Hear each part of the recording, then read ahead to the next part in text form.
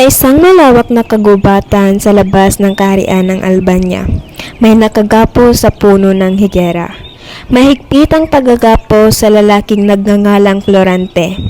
Nababalot ng takot ang kanyang pagkatao, tila habong na lona ang kanyang nadarama. Tinatakasan na siya ng hininga sa sobrang panganib na nakaamba sa kanya. Umaparang kapalaran, bakit ganito ang iyong pinagkaloob? Ako'y naging mabuting anak at mamamayan ng Albania, ngunit bakit ganito ang aking sinapit? Laura, hahayaan mo na lang ba ako dito sa gitna ng aking kamatayan? Alam kong hindi mo matim ang mahal mo sa kinagpisan. O kay pait ng buhay kung tila walang nagmahal.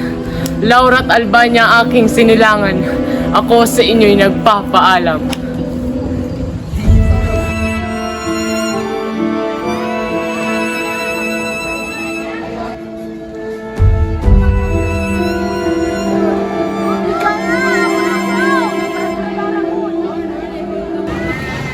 O tadhana, kay lupit mo, kinuha mo ang aking minamahal na si Clarida.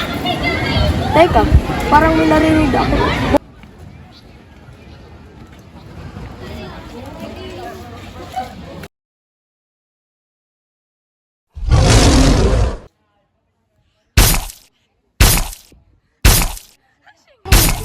May isang Persya ng Moro ang napadako sa kinalalagyan ni Florante. Ito ay si Aladdin, anak ni Sultan Ali Adab. Narinig lahat ni Aladdin ang mga hinagpis na sinabi ni Florante.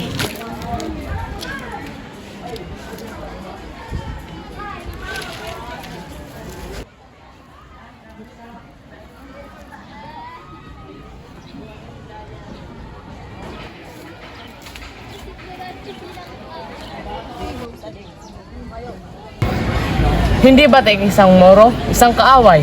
Ngunit bakit ka nandito at bakit mo ako iniligtas sa gitna ng aking kamatayan?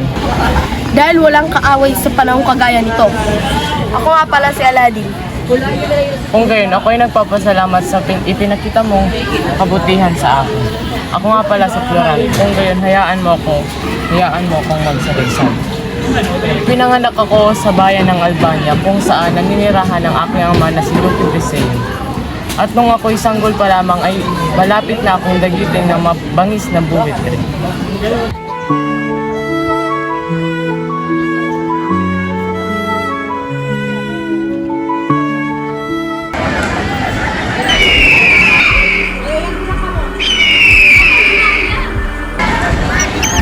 Isang mabangis na buwetre. Paumanhin, Ngunit hindi ko agad nakita yung buwetre. kaya akong dapat na ipag-paumanhin dahil sapat na nailigtas mo ang buhay ng aking anak.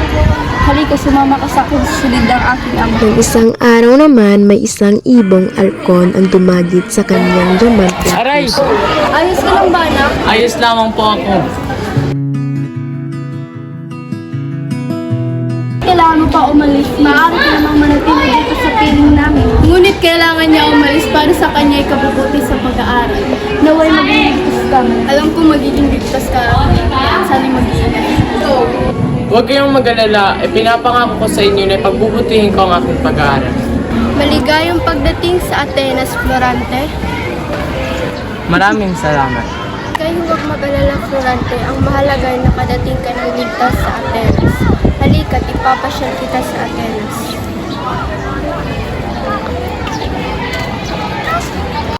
Anim na taon ang nilagin ni Florante sa Atenas. Dahil sa angking galing niya, hindi siya nahirapan na manguna sa klase. Kaya ng isang araw, nagkaroon sila ng isang dula-dulaan. Dulaan lamang. Isa itong kamalian, kaya ipapadala kita sa Albania.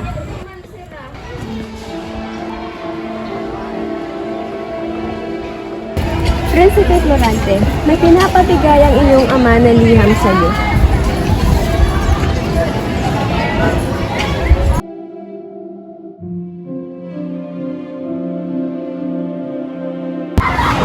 Hindi ito maaari.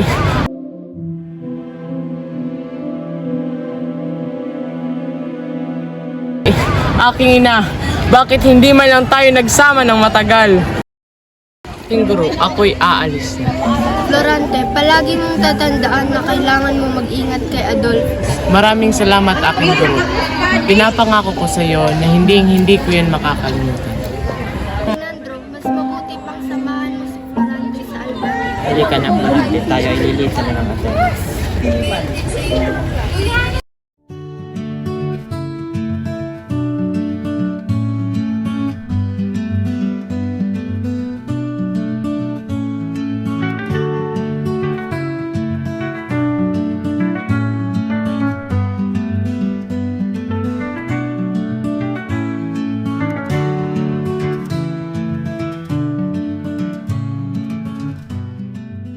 Nahari, ito nga pala ang aking anak na si Florante.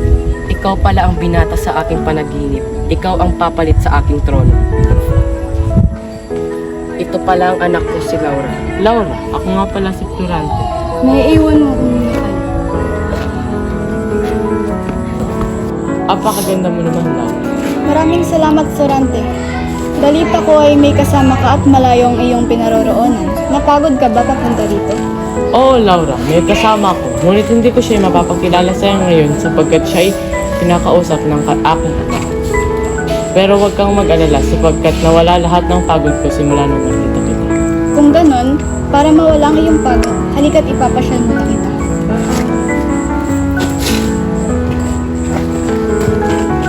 Si Laura ay hindi maalis sa isipan ni Florante simula nang makilala siya. Si Florante ay 3 araw na nanirahan sa palasyo ni Haring Linceo at araw-araw niyang kinikita si Laura. Subalit si Florante ay nahirapan na paibigan si Laura sapagkat madaming manliligaw at bumibisita sa kanya. Kasabay pa nito ang tungkulin niyang makipagdigmaan na dapat pagtagumpayan.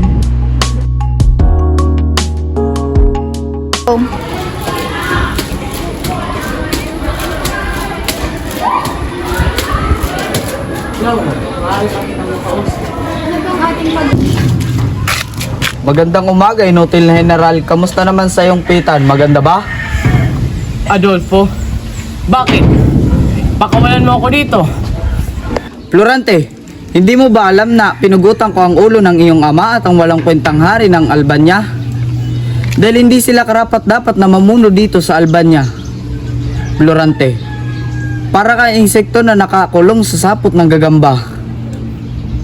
Pagtapos isalaysay ni Florante ang kanyang nakaraan, si Aladdin naman ang nagkwento tungkol sa kanyang buhay. Ano kahiya naman ang ginawa mo, Aladdin?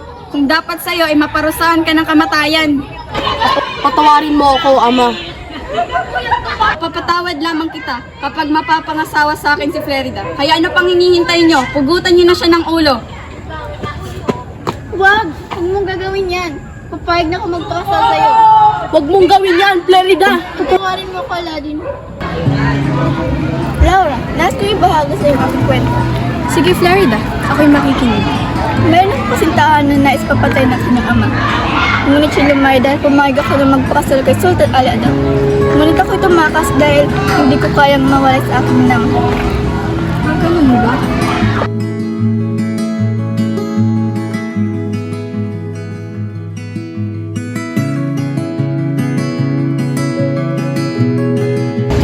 Laura?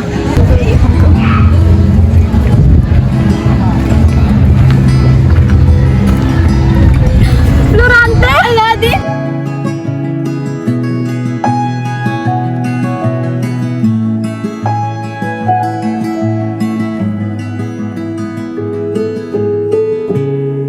Ayos ka lamang ba, Laura? May masama bang ginawa sa'yo si Adolfo? Hayaan mo na kwento ko sa'yo at isalay sa'yo ang mga nangyari simula nung nawala ka sa Albania. Madalas akong pagtangkaan ni Adolfo.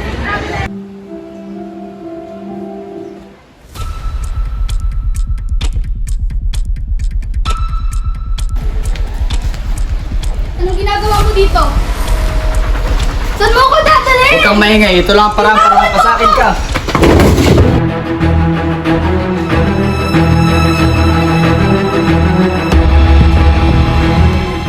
Tinatanggap mo ba si Florante na maging kasintahan mo? Opo. At ikaw naman, Florante, tinatanggap mo ba si Laura na maging kasintahan mo? Opo. At Flerida, tinatanggap mo ba na maging kasintahan mo si Aladdin? Opo. Ikaw naman Aladdin, tinatanggap mo ba si Flerida na maging kasintahan mo? Opo. Ngayon kayo ay magkasintahan na.